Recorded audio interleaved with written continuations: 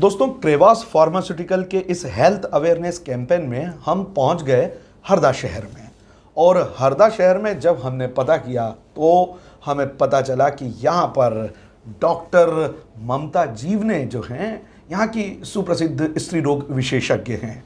तो आज हम इनसे रूबरू होंगे, मुखातिब होंगे और जानेंगे महिलाओं की गर्भावस्था के दौरान कौन सी जांचें ज़रूरी है जो उन्हें करानी चाहिए इस पूरे गर्भावस्था के दौरान, मतलब पूरे 9 माह के दौरान।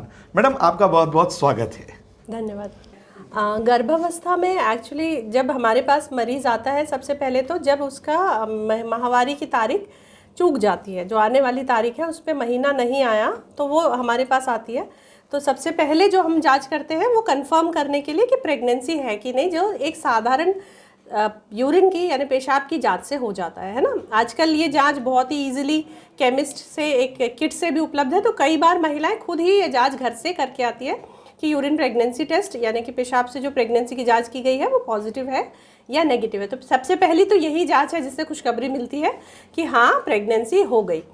फिर जो अगर अगली जांचों पे हम आते हैं तो उसके बाद हम यूजुअली महिला की पूरी हिस्ट्री लेते हैं कि वो उसका कौन सा बच्चा है, पहला है या दूसरा है। अगर दूसरे या तीसरे नंबर की डिलीवरी है तो पहली डिलीवरी कैसे हुई है, सिजेरियन से हुई है या नॉर्मल हुई है, कोई कॉम्प्लिकेशंस यानी कि कोई मिसकैरेजेस तो नहीं हुए हैं उसको, कोई अबॉर्शंस तो नहीं हुए हैं पहले। अगर अबॉर्शंस हुए हैं तो किन सप्ताह में या कौन से महीनों में हुए हैं, ये भी इम्पॉर्टेंट होता है। पूरी कंप्लीट हिस्ट्री लेने के बाद हम उन लोग का एक कंप्लीट फिजिकल चेकअप करते हैं कि उसका ब्लड प्रेशर, उसका वज़न और बाकी अभी चूँकि कोरोना काल है इसलिए पल्स रेट और ऑक्सीजन सैचुरेशन भी हमने कंपलसरी किया हुआ है। तो ये सारी उसका एक फिजिकल यानी उसका एक पूरी शारीरिक जांच करते हैं और हिस्ट्री और पूरी शारीरिक जांच करने के बाद फिर हम लोग डिसाइड करते हैं कि क्या हमको इससे जांचें करानी है। तो पहली ही विजिट है उसकी, तो अगर वो हमारे पास 1.25 महीने या उसके बाद आई है यानी लगभग 2 माह का बच्चा हो चुका है तो हम उसको पहली सोनोग्राफी कराने के लिए बोलते हैं, क्योंकि पहली सोनोग्राफी धड़कन के लिए की जाती है कि बच्चा जीवित है कि नहीं, यानी बच्चे में धड़कन आई है कि नहीं। कई बार ऐसा देखने में आया है कि महिला को दिन चढ़े हुए हैं, 2 माह है, लेकिन जब हमने सोनोग्राफी कराई तो पता चला कि भ्रूण विकसित ही नहीं हुआ है, केवल उसकी थैली जिसमें भ्रूण विकसित होता है वो थैली हुई है, जिसको हम लोग एनएम्ब्रियोनिक प्रेगनेंसी कहते हैं या ब्लाइटेड ओवम। हिंदी में बोले तो बिना भ्रूण की प्रेगनेंसी, कुछ जेनेटिक कारणों से ऐसा होता है। दूसरा बिना भ्रूण की प्रेगनेंसी, ये कुछ समझ हाँ, एनएम्ब्रियोनिक यानी विदाउट एम्ब्रियो ये होता है, जैसे जो शुक्राणु और अंडाणु मिले तो भ्रूण विकसित होता है और फिर ये यूट्रस में जाके चिपक जाता है, तो हम कहते हैं प्रेगनेंसी पनप गई और फिर वो आगे यूट्रस के अंदर पनपती है। कभी कभी ऐसा होता है कि कुछ खराब क्वालिटी का शुक्राणु या अंडाणु जिसमें डीएनए या जेनेटिक मटेरियल में कोई खराबी है, से क्रोमोसोम लेवल पे या जेनेटिक्स लेवल पे कोई खराबी है, तो इस तरह की प्रेगनेंसी ठहरती है जिसमें केवल जो थैली जिसको हम जेस्टेशनल सैग बोलते हैं वो थैली पनपती है, लेकिन उसमें भ्रूण विकसित नहीं होता है। ये यूजुअली यानी ज़्यादातर मान के चलिए कि 60-70% में तो ये क्रोमोसोमल एरर यानी क्रोमोसोम्स के लेवल पे डिफेक्ट के कारण ही होती है। मतलब इसमें जब वो प्रेगनेंसी टेस्ट करती है महिला तो उसे पॉजिटिव आता है, लेकिन वो प्रेग्नेंट होती नहीं है, मतलब नहीं, she is pregnant but she is carrying a non viable foetus, मतलब उसमें जीवित प्रेगनेंसी वो कैरी नहीं कर रही है। सोनोग्राफी में जैसे हमने प्रथम बार ये टेस्ट किया और उसमें अगर ऐसा आता है तो हम कई बार तो ये कंफर्मेटरी ही होता है कि जीसैक अगर बहुत बड़ा है, 8-9 हफ्ते का है और उसमें भ्रूण नहीं है, या यॉर्कसैक भी नहीं, यॉर्कसैक भी एक स्ट्रक्चर होता है जो जीसैक के अंदर होता है, दोनों ही नहीं है, तो ये पहली विजिट में ही कंफर्म हो जाता है कि एनएम्ब्रियोनिक है। कभी कभार इसमें महिला लक्षण के साथ भी आती है क्योंकि उसको हल्की ब्लीडिंग या स्पॉटिंग हो सकती है। और अगर छोटा जीसैक है और कोई कंफ्यूजन है तो हम लोग 15 दिन बाद या 2 हफ्ते बाद रिपीट सोनोग्राफी कराते हैं कि अब इसमें धड़कन आई कि नहीं, क्योंकि कई बार महिलाओं की डेट्स यानी तारीख गलत होती है। अगर अगली सोनोग्राफी में धड़कन आ गई, मतलब पहली सोनोग्राफी जो हमने कराई थी वो बहुत अर्ली की गई थी, इसीलिए छोटा जीसैक दिख रहा था। 2 हफ्ते बाद जब हमने सोनोग्राफी कराई तो बच्चा पनप के 8 हफ्ते का हो गया और दिखने लगा। अगर सोनोग्राफी हमने नेक्स्ट कराई और फिर सेम फाइंडिंग है कि 2 हफ्ते बाद भी जीसैक खाली है, उसमें भ्रूण विकसित नहीं हो रहा है, तो ये खराब प्रेगनेंसी है जिसको हम लोग ब्लाइटेड ओवम बोलते हैं और इसमें यूजुअली हम लोग अबॉर्शन या डीएनसी कराने की सलाह देते हैं। जी, तो ये तो 2 सोनोग्राफी हो गई मैडम, और अब मान लीजिए सोनोग्राफी के समय ये पता चल जाता है कि बच्चे की धड़कनें चल रही है और सब कुछ सामान्य है, तो अब अगर सब कुछ सामान्य है तो क्या इसके बाद भी जांचें होगी, और होगी तो कौन सी? ये बहुत ही महत्वपूर्ण क्वेश्चन है कि अब कौन सी जांचें होंगी जब प्रेगनेंसी सामान्य है, हमको पता चल गया कि बच्चा जीवित है। तो इसमें हम कुछ खून की जांचें कराते हैं और कुछ पेशाब की जांच कराते हैं। ये जांचें वो है जो मैं एक सामान्य गर्भावस्था के लिए बता रही हूँ, है ना। तो इसमें हम लोग सबसे पहले तो पेशेंट का हीमोग्लोबिन कितना है, यानी जो सीबीसी की जांच से हमको पता चल जाता है। सीबीसी का एक फ़ायदा कि साथ में हमको टोटल काउंट यानी सफ़ेद रक्त कण की संख्या और प्लेटलेट काउंट की संख्या भी पता चलती है। साथ में मरीज़ का ब्लड ग्रुप, उसका HIV टेस्ट, VDRL एक जांच होती है जो सिफिलिस नाम की बीमारी के लिए कराई जाती है, वो टेस्ट, हेपेटाइटिस B या ऑस्ट्रेलिया एंटीजन की टेस्ट, ये भी साथ में होता है ब्लड से। थायराइड का टेस्ट सारी गर्भवती महिलाओं को कराना चाहिए, तो थायराइड भी हम पहली विजिट पे ही कराते हैं। रीनल फंक्शन जानने के लिए एक सीरम क्रिएटिनिन भी हम लोग कराते हैं। तो ये हुई सामान्यतः खून की ज़रूरी जाँचें जो हम लोग पहली विजिट पे हर महिला को कराने की सलाह देते हैं। इसमें जो कुछ जांचें हैं जो एक्चुअली पहली विजिट में कराना बेहद इंपॉर्टेंट होता है, जिसमें है कि थायराइड की जांच। थायराइड की जांच में कई महिलाओं को ये बात मालूम ही नहीं रहती कि उनको थायराइड की कोई बीमारी है, जैसे थायराइड की कमी की बीमारी जिसको हम लोग हाइपोथायराइडिज्म बोलते हैं, या अधिकता जिसको हम हाइपरथायराइडिज्म बोलते हैं। दोनों ही कंडीशंस में मिसकैरेजेस या कम समय की डिलीवरी के रिस्क होते हैं। और ये प्रेगनेंसी में भी जैसे बच्चे का जो हम लोग कहते हैं ब्रेन डेवलपमेंट या जो IQ डेवलपमेंट होता है, बौद्धिक विकास हम कहेंगे जिसको, तो ये इम्पॉर्टेंट है। अगर किसी महिला का TSH लेवल यानी जो थायराइड का स्टिमुलेटिंग हार्मोन है वो लेवल बहुत ज़्यादा है और हमको पहले ही पता चल जाता है, तो हम उसको करेक्ट करने के लिए यानी सुधार के लिए थायरोक्सिन की गोली समय से शुरू कर सकते हैं।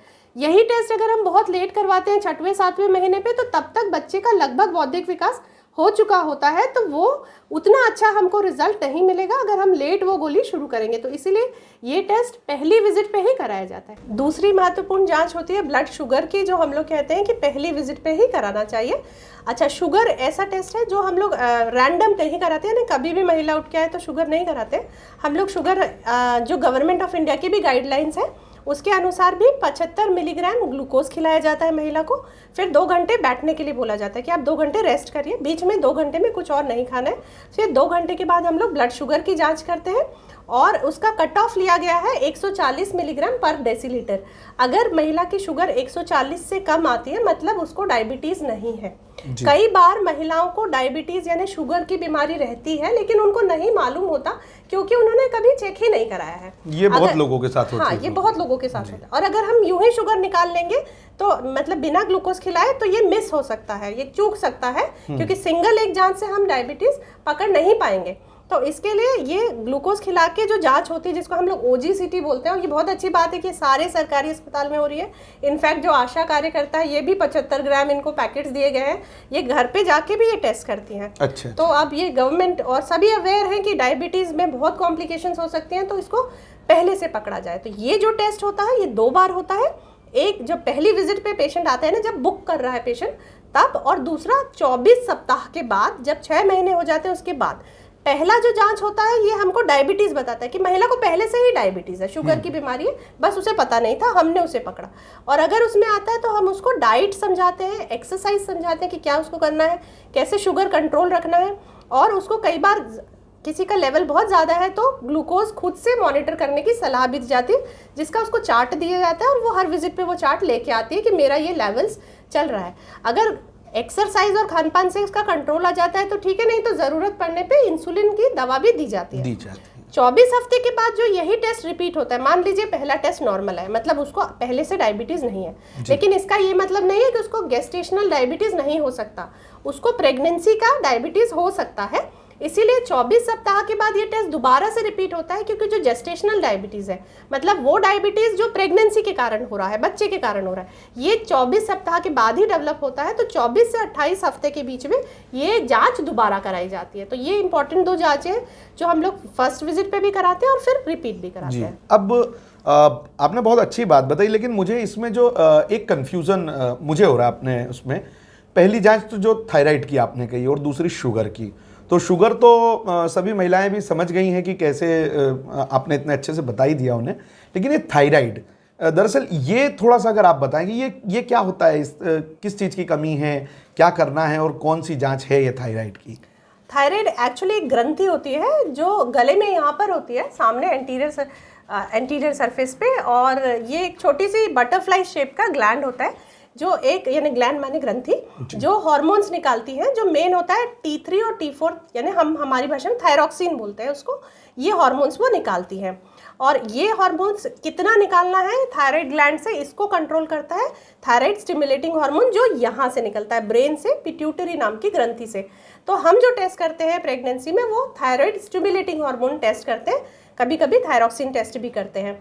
ये ग्रंथि अगर ज़्यादा मात्रा में थायरॉक्सिन निकाल रही है तो जिसको हम हाइपरथायराइडिज्म बोलेंगे, और ये प्रेगनेंसी में विपरीत प्रभाव डाल सकती है। ठीक है, अगर इसको समय पे कंट्रोल नहीं किया जाए तो एक बात जो कि रेयर कॉम्प्लिकेशन है, लेकिन अगर हाइपरथायराइड है और किसी महिला को नहीं पता है, अनकंट्रोल्ड है, तो लास्ट में ये फेटल यानी डेडली भी हो सकती है, जिसको हम लोग थायराइड स्टॉर्म बोल सकते हैं। फेटल मतलब जो जानलेवा भी हो सकती है, थायराइड स्टॉर्म हम जिसको बोलते हैं, जैसे अभी कोरोना में भी अपन एक स्टॉर्म सुन रहे हैं, हाँ। ऐसा स्टॉर्म यानी तूफान कहते हैं। हाँ, तो अगर थायराइड है और हाइपरथायराइडिज्म है तो उसको कंट्रोल करने के लिए बहुत ही साधारण सस्ती दवाइयाँ हैं, तो उससे अपन उसको कंट्रोल कर सकते हैं, क्योंकि इससे नाड़ी दर बहुत ज़्यादा बढ़ जाती है और उस समय पे एरिदमिया हो सकता है, यानी हमारी जो रिदम होती है हार्ट बीट वो गड़बड़ाती है अगर अपन अनकंट्रोल्ड हाइपरथायराइड के पेशेंट है, और वो प्रेगनेंसी में यूजुअली आखिरी के दिनों में प्रॉब्लम दे सकती है, मतलब गंभीर। दूसरा हाइपोथायराइडिज्म में ऐसे माँ को कोई भी गंभीर प्रॉब्लम नहीं आती, लेकिन जो उसके मेन लक्षण है कि इसमें वजन बढ़ता है और भूख नहीं लगना, चिड़चिड़ापन, बालों का झड़ना, स्किन खराब होना या फटना, ये बेसिक लक्षण है जो कई बार मिस हो जाते हैं। पेशेंट लक्षण से नहीं पहचान सकती कि हाइपोथायराइडिज्म है, यानी थायराइड हार्मोन की कमी है, तो थायराइड कम निकल रहा है। तो उस कंडीशन में हम लोग T4 और एक TSH टेस्ट कराते हैं और ये पता कर लेते हैं जो भी बीमारी अगर निकली है, थायराइड हाइपो या हाइपर, उसके हिसाब से दवा शुरू करते हैं, और नॉर्मल है तो बहुत अच्छा, फिर आगे गर्भावस्था के लिए आगे बढ़ने की उसको शुभकामनाएं। बहुत बहुत अच्छे तरीके से आपने हमारी महिलाओं को ये तो बता दिया कि थायराइड की प्रॉब्लम क्या होती है, शुगर की प्रॉब्लम क्या होती है, लेकिन हमारी महिलाएं एक चिंता में आ गई है कि उन्हें ये पता लगा कि जब बहुत सारी जांच होने वाली है उनकी और पहली विजिट पर, तो क्या ये पहली विजिट पर इतनी सारी जो जांच थी, तो क्या अब ये नेक्स्ट विजिट में भी इतनी होगी या कम होती जाएंगी जांच, और कितनी विजिट्स उनकी डॉक्टर्स के पास होना चाहिए, ये थोड़ा सा बताइए। ये बहुत अच्छा सवाल है। ये पहली विजिट पे जांचें ज़्यादा होती हैं खून की, लगभग 8 या 9 जांचें होती हैं, लेकिन ये हर विजिट पे इतनी ही जांचें नहीं होंगी। अब अगले नॉर्मली हम लोग हर गर्भवती महिला को बोलते हैं कि 7 महीने तक, पहले 7 महीने होने तक हर महीने आना है, 8वें महीने में हर 15 दिन में आना है, और 9वें महीने में हर 7-7 दिन में हम लोग बुलाते हैं। कोई महिला को कोई अगर जटिलता है, कोई कॉम्प्लिकेशन है, तो उसमें हम विजिट बढ़ा सकते हैं, पर सामान्यतः इतनी विजिट होनी चाहिए कि हर महीने एक चेकअप 7वें महीने तक होना चाहिए, 8वें महीने में 15 दिन में और 9वें महीने में 7-7 दिन में। 7-7 दिन में। अब जो अगला जांचों पे अगर हम आए कि जांचें जैसे सोनोग्राफी या खून की जांचें, तो इसमें जो जांचें अब अगली होंगी वो 3 महीने कंप्लीट होने के बाद लगभग 11 से 12 हफ्ते पे हम लोग दोबारा सोनोग्राफी की सलाह देते हैं। ये बहुत ही महत्वपूर्ण सोनोग्राफी होती है जिसको हम लोग NBNT स्कैन बोलते हैं। मतलब इसमें हम बच्चे की नाक की हड्डी यानी नेजल बोन और गर्दन के पीछे की चमड़ी की मोटाई यानी न्यूकल ट्रांसलूसेंसी देखते हैं। बड़ी बड़ी जितनी क्रोमोसोमल विकृतियां हैं ये हम 11 से 12 हफ्ते पर ही पकड़ सकते हैं। ये एक इम्पॉर्टेंट मतलब बहुत ही महत्वपूर्ण सोनोग्राफी है कि कई बार ऐसा होता है कि बच्चे की स्कल बोन नहीं बनी होती है, ठीक है, या इधर प्रॉब्लम है, या नेक में सिस्टिक हाइग्रोमा नाम का एक बड़ा ट्यूमर रहता है, यानी इधर की प्रॉब्लम्स, या नेजल बोन नहीं बनी है। और ये जांचें हम अगर पकड़िए हम इसको 4.5-5 महीने पे भी लेंगे, लेकिन ये कई बीमारियां ये जानलेवा रहती है, तो अगर ऐसा कुछ रहता है तो हम उसको समय पे गर्भपात की सलाह दे सकते हैं। इसी बच्चे को हम 5 महीने 6 महीने तक कैरी करेंगे और फिर तब हमको ये जांच पता चलेगी कि बच्चे की सिर की हड्डी ही नहीं बनी है, तो तब उसको गिराना वो जटिल प्रोसीजर भी है और वो महिला के लिए भी ज़्यादा पेनफुल हो जाता है। तो इसलिए हम लोग हमेशा सलाह देते हैं कि 3 महीने पे जो बड़ी बड़ी क्रोमोसोमल विकृतियां उसको जानने के लिए एक NT स्कैन जरूर कराएं। जी। एक ऑप्शनल टेस्ट यहाँ मैं आपको बताना चाहूंगी जो हम ब्लड से सलाह देते हैं, पर ये पूर्णतः ऑप्शनल है, यानी वैकल्पिक है, महिला खुद की इच्छा पे करा सकती है, जिसको हम लोग बोलते हैं डुअल मार्कर या क्वाड्रुपल मार्कर टेस्ट। ये होता है डाउन सिंड्रोम और एडवर्ड सिंड्रोम के बच्चों के लिए। डाउन सिंड्रोम के जो बच्चे होते हैं ये मानसिक रूप से कमजोर या मंदबुद्धि होते हैं। ये सोनोग्राफी में कई बार पकड़ में नहीं आते क्योंकि इनकी शारीरिक संरचना नॉर्मल होती है। सोनोग्राफी केवल शारीरिक बनावट में जो गड़बड़ है वो पकड़ सकती है। तो ये बीमारियां इस टेस्ट से पकड़ में आती हैं। हालांकि ये बीमारियां ज़्यादातर बड़ी उम्र की महिलाओं में, जिनकी उम्र 35 साल या उससे ज़्यादा है, उसमें ज़्यादा देखने में आती है, और छोटी उम्र की महिलाओं में कम देखने में आती है। लेकिन छोटी उम्र की महिलाएं भी चाहें तो ये टेस्ट करा सकती है, और ये ऑप्शनल है। हम लोग हमेशा सलाह देते हैं कि कराना अच्छा रहेगा जी। ये 2 मुख्य जांचें हैं जो हम लोग सेकेंड विजिट पे कराते हैं। तो अब आप लोग लगभग समझ ही गए हैं कि ये जांचें क्यों ज़रूरी है, क्योंकि अगर आप एक सेहतमंद बच्चा चाहते हैं तो उसके लिए जांच तो ज़रूरी है, और फिर वो मेहमान आपके घर ही आने वाला है। तो इसीलिए अभी जितना मैडम ने आपको बताया ये सारी जांच जो है। अच्छा ये मैडम, ये जो जांच है ये शासकीय तौर पर भी होती होगी, मतलब इनमें से कुछ गाइडलाइंस गवर्नमेंट की रहती होगी ना? हाँ, ये जांचें शासकीय अस्पताल में भी उपलब्ध है। ऑलमोस्ट जितनी मैंने जांचें बताई हैं सभी हैं, बस जो कुछ एक जांचें जो वहाँ उपलब्ध नहीं है उसमें एक थायराइड की जांच है और एक क्वाड्रुपल मार्कर या डुअल मार्कर टेस्ट है। ये 2 टेस्ट जो ऑप्शनल बताया था, ये 2 टेस्ट छोड़ दिया जाए तो सोनोग्राफी और बाकी खून की जांचें, इंक्लूडिंग आपका जो OGCT ग्लूकोज का चैलेंज टेस्ट है, ये सारी जांचें शासकीय भी उपलब्ध है। तो मतलब अब आप ये समझ गए हैं कि शासकीय तौर पर भी आप इस प्रकार की सारी जांच करा सकते हैं, और जो ऑप्शनल जांचें बताई है उसके लिए भी आप अपने जो भी निकटतम डॉक्टर है वहाँ पर जा सकते हैं। लेकिन जो मैडम एक सवाल हमसे बार बार पूछा जाता है वो ये कि जब सोनोग्राफी होती है तो न जाने क्यों ऐसा कई महिलाओं का मानना है कि उनके लिए या उनके बच्चे के लिए वो बड़ी खतरनाक होगी। तो वो थोड़ा सा हमारे महिलाओं को आप बताइए। ये बहुत ही अच्छा सवाल है, क्योंकि मेरे पास भी महिलाएं आती हैं और उनको भी यही लगता है कि बार बार सोनोग्राफी क्यों हो रही है, क्यों हमारी जांच करें, क्यों नहीं सिर्फ पेट की जांच से ही हमको समझ के दवाइयाँ क्यों नहीं लिख देते और सब हमें जानकारी क्यों नहीं देते। तो सोनोग्राफी जो है ये भ्रांति है कि ये बच्चे के लिए कोई भी नुकसान देगी, क्योंकि सोनोग्राफी किसी भी प्रकार की किरण नहीं है। मतलब ये सोनोग्राफी शब्द बना है सोनार से, और सोनार हम बोलते हैं साउंड के लिए, साउंड वेव्स। तो जब जो प्रोब होता है सोनोग्राफी मशीन में, जो उससे जो साउंड वेव्स निकलती है वो बच्चे से टकरा के वापस लौटती है, और वो जो लौटती हुई साउंड वेव्स यानी जो आवाज़ की वेव्स है उससे एक चित्र बनता है स्क्रीन पे, जिससे हमको जानकारी मिलती है। वो अल्ट्रा लो फ्रीक्वेंसी का साउंड होता है, मतलब वो फ्रीक्वेंसी जो हम ह्यूमंस यानी जो हम इंसान नहीं सुन सकते, शायद हाथी या इस तरह के जो जानवर होते हैं ये अल्ट्रा लो फ्रीक्वेंसी को सुन सकते हैं। तो हम लोग मतलब एक ऐसी आवाज़ जो इतनी लो फ्रीक्वेंसी की है जो हम उसको सुन भी नहीं सकते, वो आवाज़ बच्चे को कोई नुकसान कैसे पहुंचा सकती है। तो sonography is absolutely safe for entire pregnancy.